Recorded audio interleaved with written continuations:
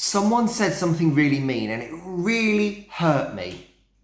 So in this video, I'm going to explain a little principle of how we can overcome these problems to avoid that hurt and to give you a practical solution, practical things you can do. But before I do that, please do click the little red subscribe button below me, then click on the little bell icon and you'll be notified when these videos go live. So when someone says something to us, there are two parts of that communication. They are what that person says, the person external to us, they are what that person actually says.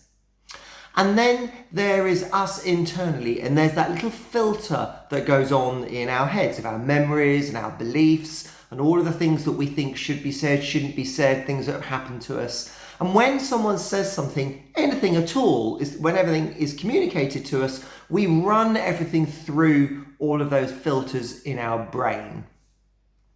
And actually what happens is we then use words that actually don't reflect or don't demonstrate really what goes on. We say, this person said something to us and it hurt us. Actually what happened is that person said something to us and it triggered something within us, and from that trigger within me arose certain emotions. And as soon as we recognize and realize that, we can stop trying to change that person out there and make them not say things, and look internally and ask the question, why did that trigger me? What did it trigger in me? What can I do to change those triggers? What can I do to learn and to understand what triggers were fired, why they were fired, and then what can I do to start to resolve them?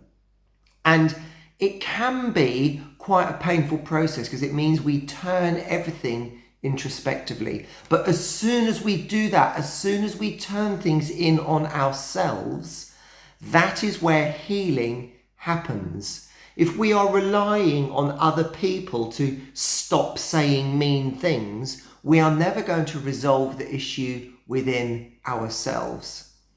So always, if you ever feel that someone has hurt you, turn that in on yourself and say, what did that trigger in me? What specifically did that trigger?